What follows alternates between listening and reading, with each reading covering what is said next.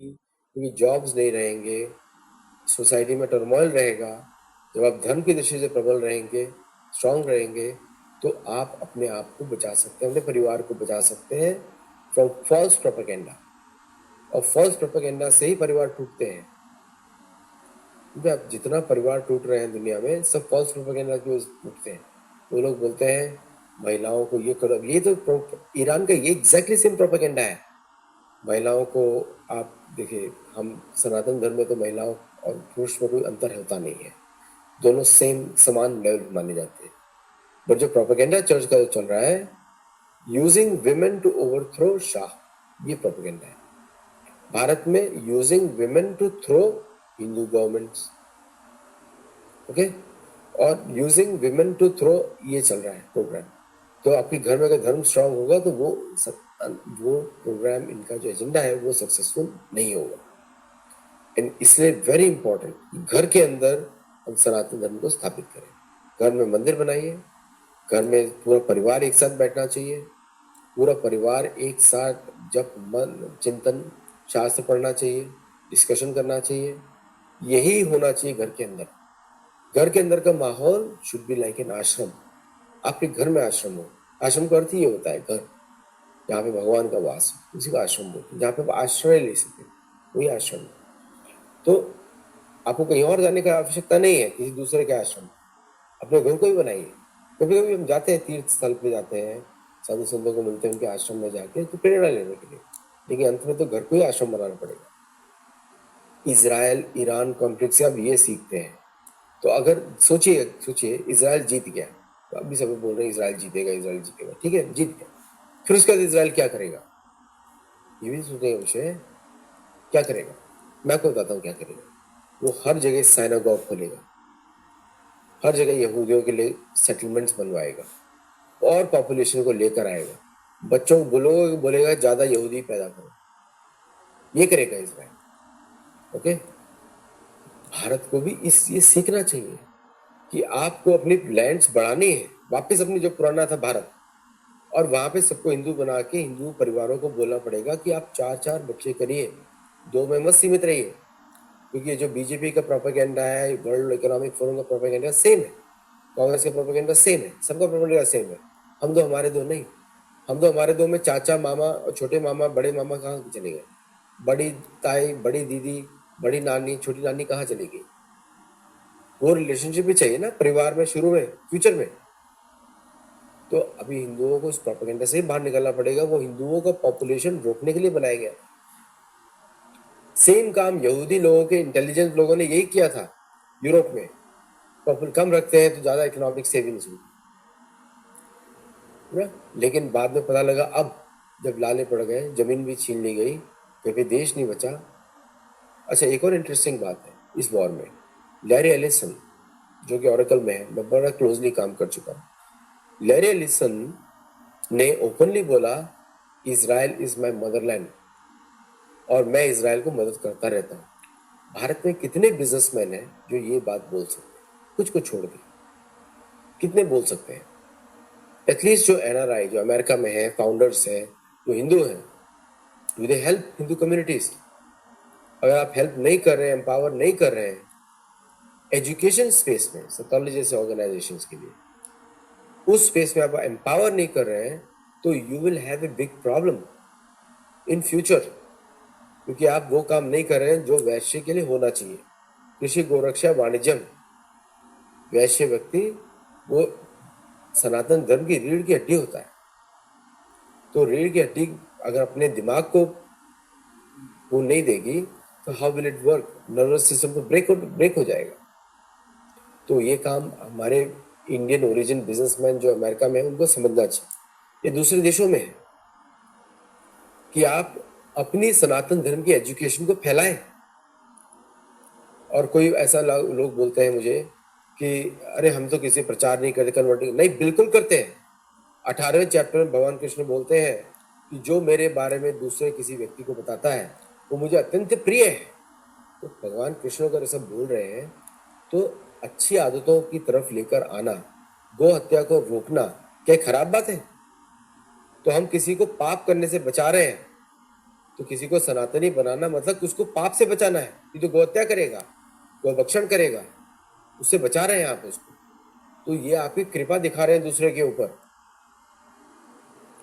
तो गीता तो पढ़िए ध्यान से, गीता में तो साफ साफ लिखा हुआ है। सो ये सब सोचना पड़ेगा ईरान इजराइल कॉन्फ्लिक्ट से।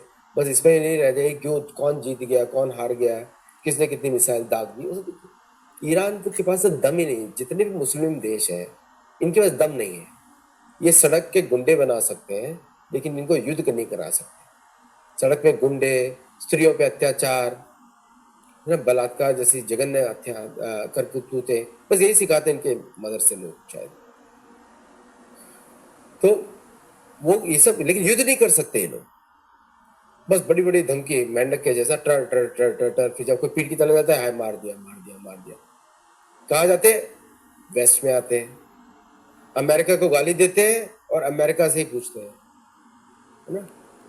हम लोग अमेरिका को गाली नहीं देते, हम बस अमेरिकन को सत्य बताते हैं कि भाई ये सब काम करो, गौ भक्षण करो, अपने इतिहास को जानो, नेटिव अमेरिकन को फ्री करो। ये हमारे इश्यूज है। हम अमेरिका को क्रिटिसाइज नहीं कर रहे हैं, हम उनकी पॉलिसीज को क्रिटिसाइज कर रहे हैं।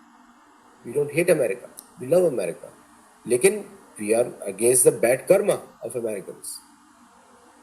सो तो ये डिफरेंस है हमारे उनके बीच में।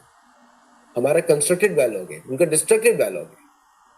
उनका डायलॉग है we hate pigs, we hate Jews, we hate Hindus. ये उनका है डायलॉग, हमारा नहीं। हमारा ऐसा कुछ है ही नहीं। हम बोल रहे हैं अच्छी आदतें लीजिए, गौभक्षण बंद करिए, पाप कर्म कम करिए। तो लोगों को बुरी आदतों से अच्छी आदतों में लाना, उसको कन्वर्जन नहीं बोलते, उसको इम्प्रूवमेंट बोलते हैं। तो हम लोग इम्प्रूवमेंट की बात कर रहे हैं। तो किसने बोला कि कन्वर्ट नहीं करना चाहिए? बिल्कुल मूर्खता है। जिसने ऐसा बोला हम कन्वर्ट नहीं करते, वो मूर्ख व्यक्ति है, उसको छोड़ दीजिए, उसकी जरूरत नहीं है। हमारी परंपरा ऐसा नहीं बोलती। परंपराएं बोलती है गीता का पालन हो। गीता में बोलते हैं भगवान जो मेरे बारे में दूसरे को बताता है उससे बड़ा कोई मुझे प्रिय नहीं है। अब तो प्रिय तुमको होना पड़ेगा। बहुत सारे लेसन आप सीख सकते हैं। ईरान इजराइल कॉन्फ्लिक्ट इतने लंबे समय से चल रहा है। वो कॉन्फ्लिक्ट है क्या? वो कॉन्फ्लिक्ट मैं आपको बताता हूँ क्या है। वो है जुडाइज्म वर्सेस इस्लामिज्म, पीरियड।